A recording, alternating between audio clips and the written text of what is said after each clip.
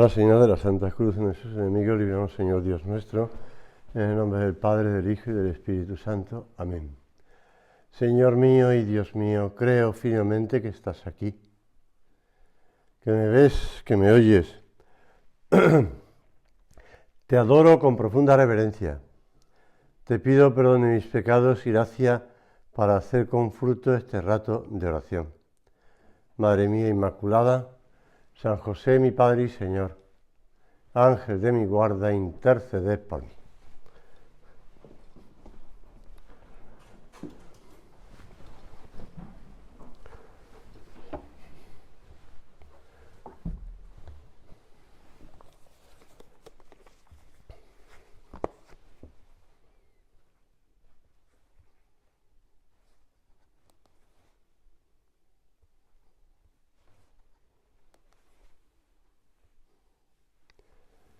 Vinieron los saduceos que niega la resurrección de los muertos para proponer a Jesús una cuestión que, según ellos, reducía al absurdo esa verdad admitida comúnmente por el resto de los hebreos. Como recordamos, es el Evangelio de San Lucas y es ese pasaje en el que le plantan a Jesús una típica pregunta trampa, complicada, porque según la ley judía, si un hombre moría sin dejar hijos, el hermano tenía obligación de casarse con la viuda para suscitar descendencia a su hermano. La consecuencia de esta ley se presentaba como un argumento aparentemente sólido contra la resurrección de los cuerpos, pues si 7 hermanos habían muerto sucesivamente sin dejar descendencia en la resurrección, ¿de quién será esposa?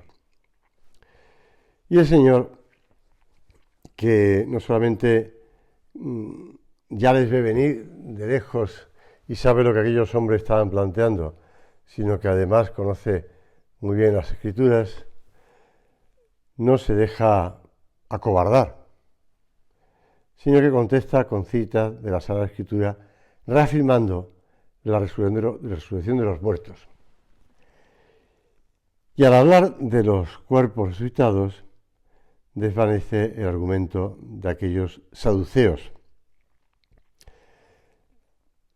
Bueno, hay que reconocer que la pregunta era un poco tonta, ¿no? Ayer estaba hablando con una persona y hablábamos de un conocido nuestro de una ciudad española, bueno, ese conocido nuestro además es sacerdote, y me decía, pues en su familia son 10 hermanos varones. Bueno, decir que lo de los 7 hermanos tampoco es una dificultad. Bueno, en este caso eran 10 hermanos varones, algunos de ellos gemelos. De hecho, el sacerdote tiene un hermano gemelo, que es supernumerario. Y bueno, pues hablábamos de que estaban todos un poco, vamos, yo lo he conocido jovencitos, eran un poco alocados y simpáticos, muy simpáticos. La objeción mostraba por sí misma una gran ignorancia. ¿Por qué? Porque la condición del hombre y la mujer glorificados es semejante a la de los ángeles, que siendo inmortales, como dice Santo Tomás de Aquino, no necesitan la reproducción de la especie. Claro, es decir, que ya no va a haber nuevos hijos en el cielo. La realidad de que Dios ha creado al hombre y mujer y les ha dicho creced y multiplicaos es en la tierra. Y la actividad procreadora, pues además del hombre y la mujer, se ciñe a un tiempo concreto. Lo definitivo es la vida eterna. Y esta vida que estamos aquí recorriendo es solo un paso hacia el cielo. Por eso, Señor, te pedimos que nos ayudes a entender. Yo recuerdo que cuando estaba yo, entonces el llamado COU, ahora segundo bachillerato, pues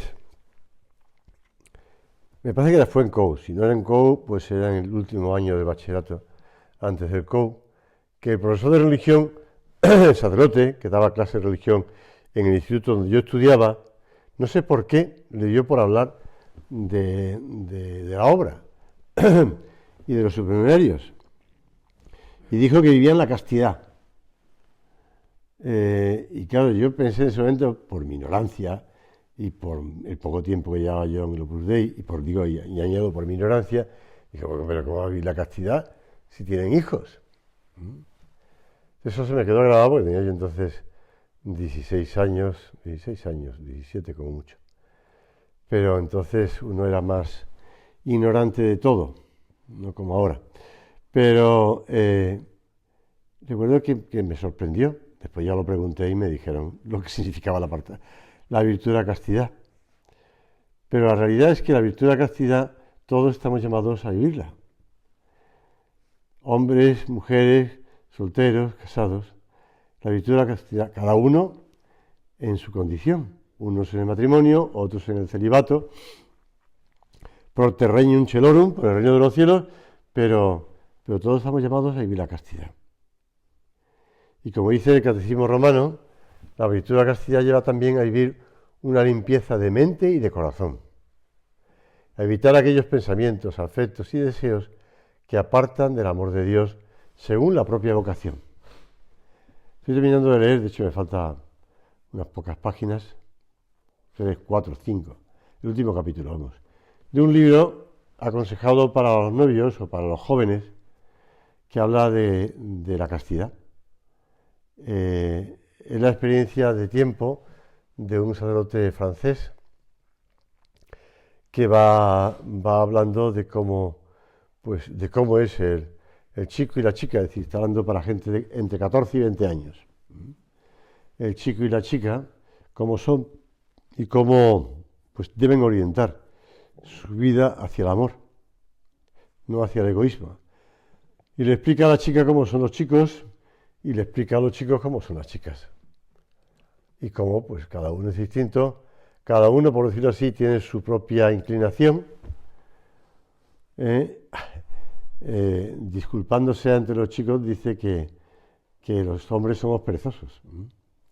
Pero en cambio, como una chica puede arrancar de un muchacho, pues esa pereza rápidamente, ¿no? Y cómo le puede empujar a hacer cosas que le da pereza, que no tiene ningún interés y tal. Es la realidad que cada hombre y cada mujer, pues por culpa del pecado original, también tienen una tendencia, igual que ellas tienen la tendencia a llamar la atención, a ser objeto, buscar ser objeto de la atención y de la admiración por parte de los hombres. Pues todo eso, que tú y yo sabemos ya muy bien, nos lleva a saber vivir la castidad con la conciencia clara de que es cuestión de amor. Porque además sin la castidad es imposible tanto el amor humano como el amor a Dios. Si la persona renuncia al empeño por mantener esta limpieza de cuerpo y de alma, se abandona a la tiranía de los sentidos y se rebaja a un nivel infrahumano. Eso que en este libro también habla de la pornografía un poco, pero tampoco mucho, pero habla. Y que tú y yo sabemos cómo la pornografía pues hace estragos, ¿no?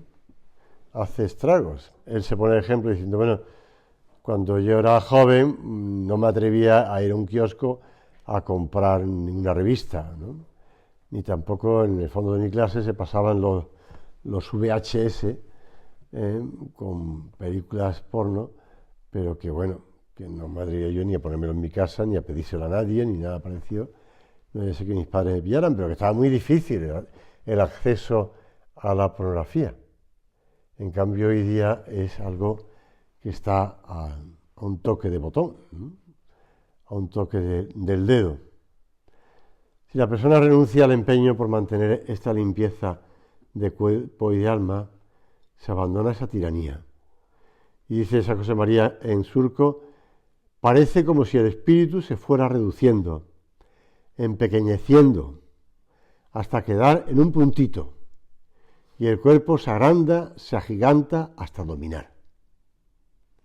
Ya sabemos que cuando el cuerpo domina, pues domina en todos los sentidos, nunca mejor dicho. y domina también en, pues eso, en la comida, la bebida, en la droga, etc. Y el hombre se hace incapaz de entender la amistad con el Señor. Señor, que recordemos que los primeros cristianos no vivían en un ambiente, en una burbuja, ¿no?, sino que vivían en un ambiente pagano, hedonista. Todo el mundo le atribuye eso a la caída del Imperio Romano. Pero la realidad es que ellos vivían en un ambiente bastante pagano y bastante hedonista.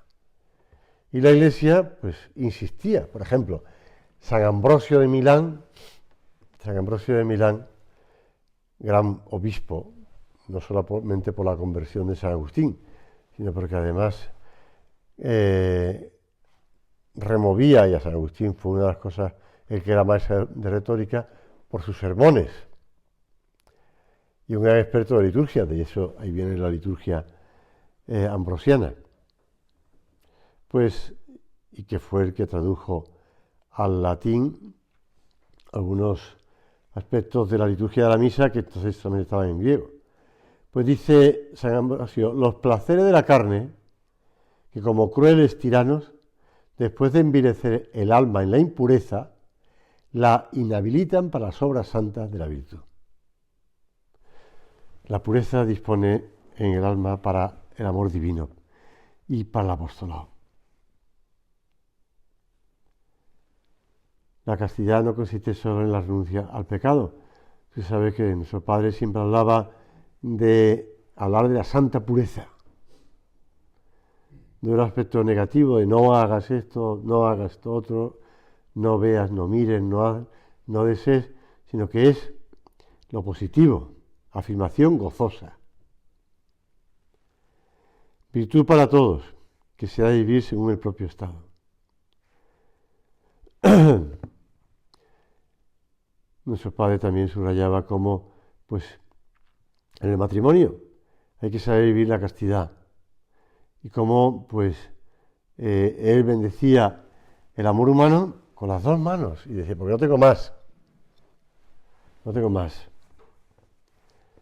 Hemos de ayudar también a las personas casadas a que vivan la santidad del matrimonio, que sepan vivir ese amor mutuo, ese amor fuerte, que además hoy día, se lo estoy diciendo mucho a los padres de primera comunión, y ahora mismo el matrimonio está siendo mucho más atacado que en mi caso el sacerdocio. Y eso que está habiendo, y ha habido bastantes ataques contra el sacerdocio, desde hace años además, pero desde todos lados.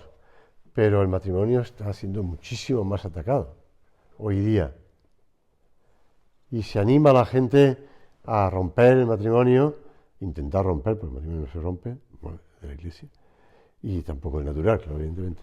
Pues romperlo por cualquier motivo, por cualquier capricho, por buscar, pues el engaño. El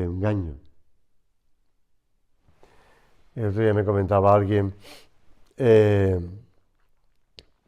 que un club de fútbol muy conocido, que no voy a citar, el presidente le decía a uno de sus jugadores: pero hombre, ¿por qué no haces como fulano, otro jugador, y además bueno como aquel?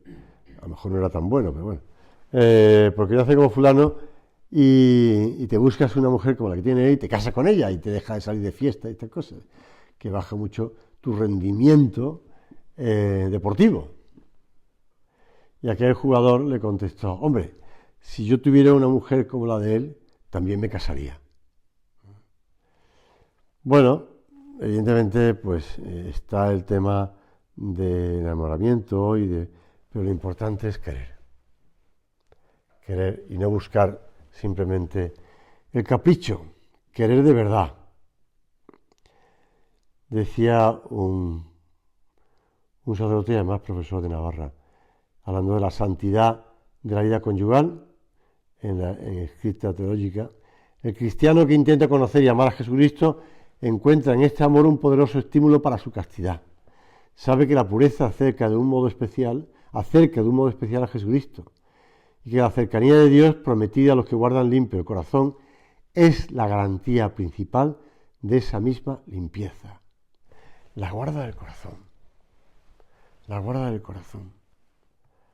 La castidad sabemos que no es la primera ni la más importante de la virtud. Ni la vida cristiana se puede reducir a la santa pureza. Pero sin ella no hay caridad. Y esta sí es la primera de las virtudes. Y la que permanece en el cielo. Y la que da su plenitud a todas las demás. Por eso nos podemos preguntar en este rato de oración, ¿cómo estoy yo amando a Dios y a los demás por Dios? Y a los demás por Dios.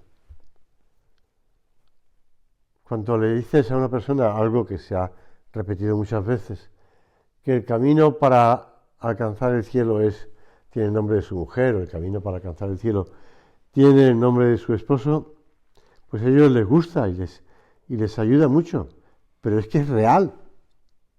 Es real. No habrá amor humano si no hay amor de Dios para alcanzar el cielo. No para alcanzar el capricho en la tierra.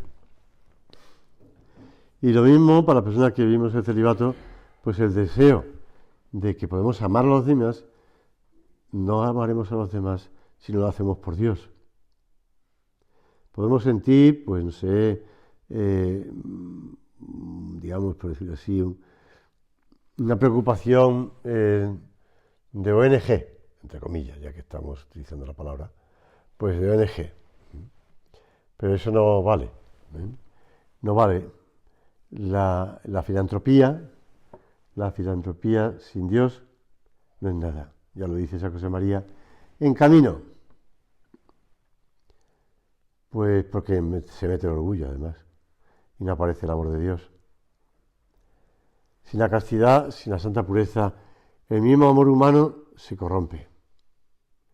Quienes han recibido la llamada a servir a Dios en el matrimonio se santifican precisamente en ese cumplimiento fiel de los deberes conyugales, que para ellos se hace camino cierto de unir con Dios.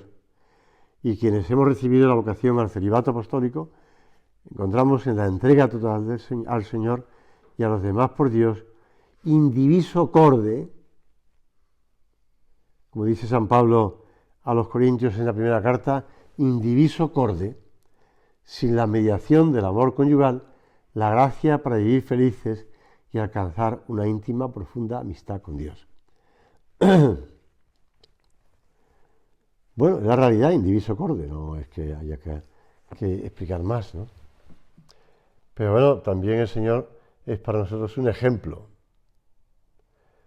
Tú, Señor, pues tenía trato con hombres y con mujeres, estabas hablando con ellos, predicando, mirabas a cada persona, ya fuese hombre o mujer, pues con ese cariño con el que miraste, por ejemplo, pues al joven rico, pero con el mismo afecto con el que le dijiste a la mujer pecadora, nadie te condena, vete y no peques más.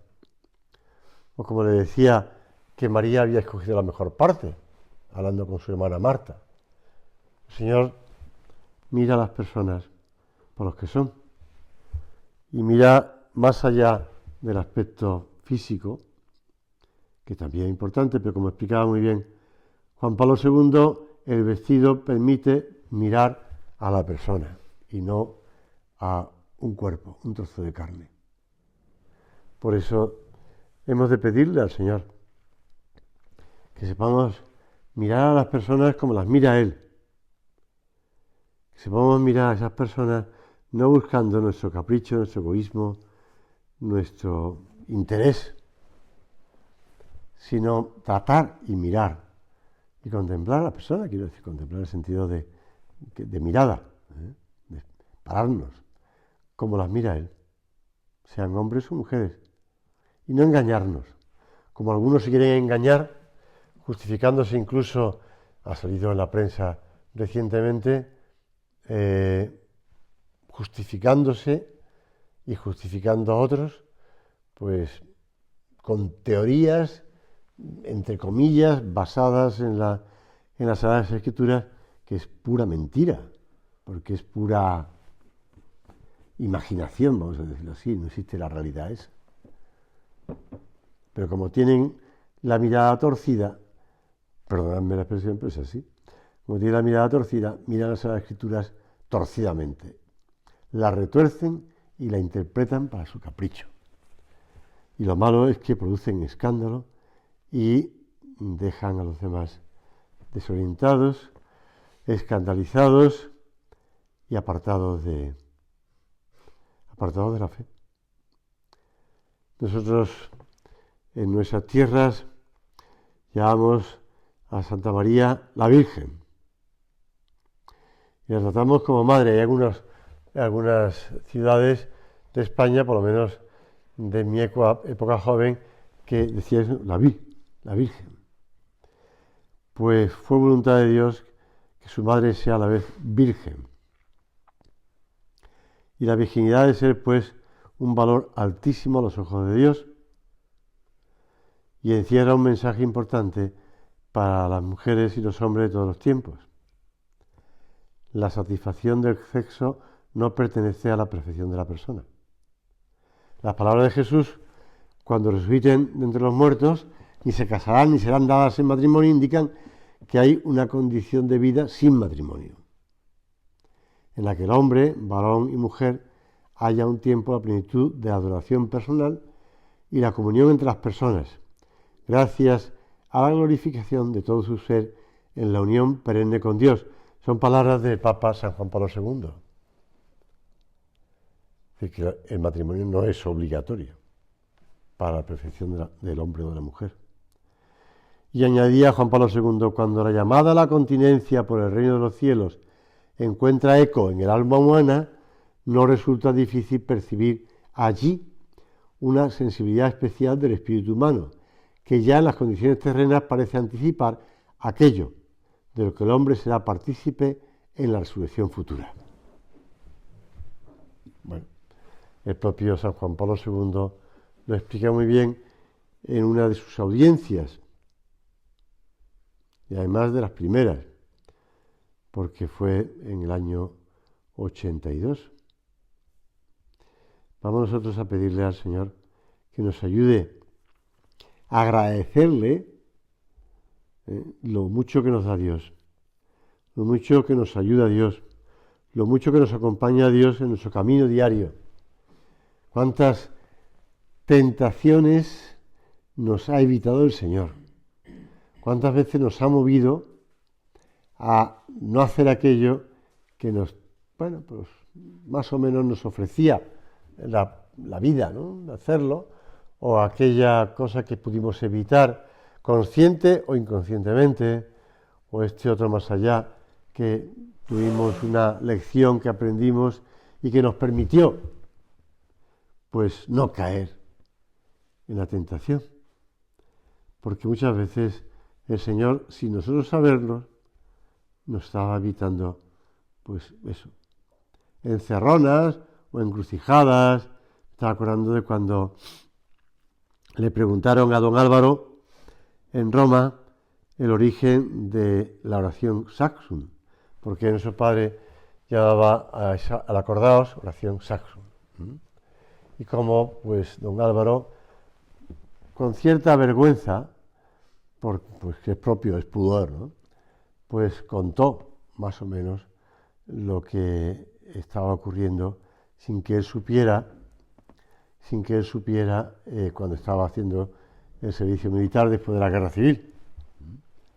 Y como, pues, gracias al acordaos que estaban rezando San José María y otros miembros de la obra, pues don Álvaro fue consciente de lo que estaba pasando y lo evitó con prontitud, porque él evidentemente lo había querido evitar enseguida. Vamos a darle gracias al Señor por tantas ocasiones que nos ha evitado la tentación, que nos ha permitido, pues, salir airoso de la tentación, porque sin su ayuda no podríamos. Y también que el Señor, que aprendamos a no ponernos en tentación y a alejar las tentaciones y a evitar, pues el jugar con la tentación, que siempre se ha dicho, o ponerse en ocasión de. porque ya ponerse en ocasión muchas veces ya es pecado. Como dice la moral clásica, no la falsa moral, sino la moral de verdad, que hay que evitar también las ocasiones, porque dependiendo de las circunstancias de la persona, pues esa ocasión ya puede ser motivo de pecado. La doctrina afirma la realidad de que el matrimonio no es, y el sexo no es algo vergonzoso. Decía nuestro padre, el sexo no es una realidad vergonzosa, sino una dádiva divina que se ordena limpiamente a la vida, al amor, a la fecundidad. Ese es el contexto, el trasfondo en el que se sitúa la doctrina cristiana sobre la sexualidad. Nuestra fe no desconoce nada de lo bello, de lo generoso, de lo genuinamente humano que hay aquí abajo. Quienes entregan a Dios por amor todo su ser, sin mediar un amor humano en el matrimonio, no lo hacen, decía Juan Pablo II, por un supuesto valor negativo del matrimonio, sino en vista del valor particular que está vinculado a esta opción y que hay que descubrir y aceptar personalmente como vocación propia. Y por esto Cristo dice, el que pueda entender, que entienda. Señor, tú a cada uno has llamado a una vocación, a una misión aquí en la vida. La felicidad está en cumplirla acabadamente con sacrificio y alegría, porque realmente no es que el matrimonio sea un camino de rosas, sino que es un camino también difícil. Difícil, donde, bueno, pues evidentemente uno va, como el Señor nos dice, pues quien cargue con su cruz y me siga. Pues en todos los caminos hay que cargar con la cruz. Y es cuestión de llevarla. La cruz no quiere decir el otro cónyuge, evidentemente, ¿no? Sino quiere decir las dificultades que pueda haber de trabajo, de enfermedad, de problemas con los hijos, lo que sea. La castidad vivida en el propio estado, en la especial vocación recibida de Dios, es una de las mayores riquezas de la Iglesia ante el mundo. ¿Os acordáis de aquellas tertulias con San José María, tanto, bueno, pues en España o en América, digamos, en la península ibérica o en América, ¿no? Hay una campaña para corromper a la mujer.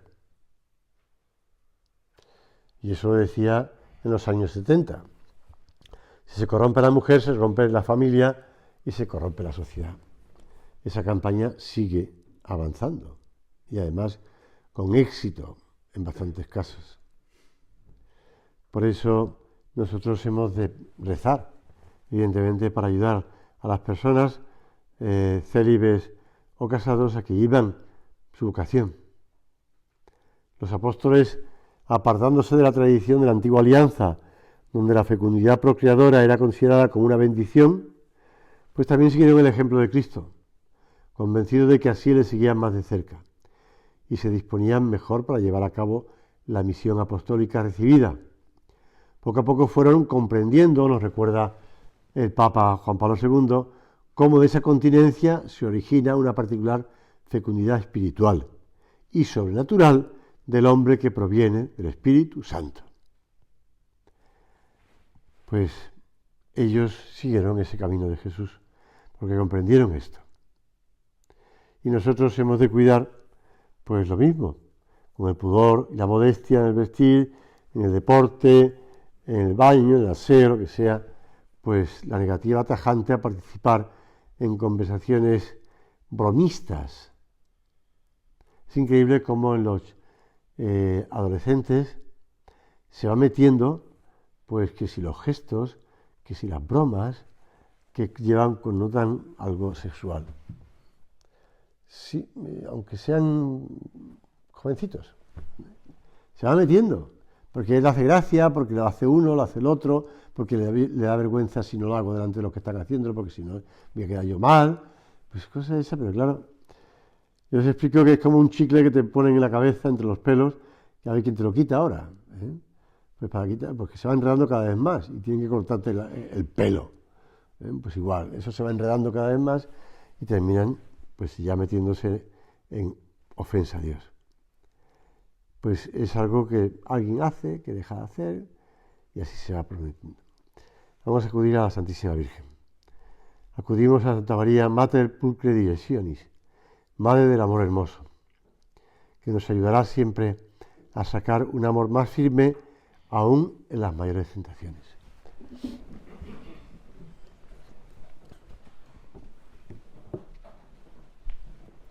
Te doy gracias, Dios mío, por los buenos propósitos, afectos e inspiraciones que me has comunicado en esta meditación. Te pido ayuda para ponerlos por obra. Madre mía Inmaculada, San José, mi Padre y Señor, Ángel de mi guarda, interceded por mí.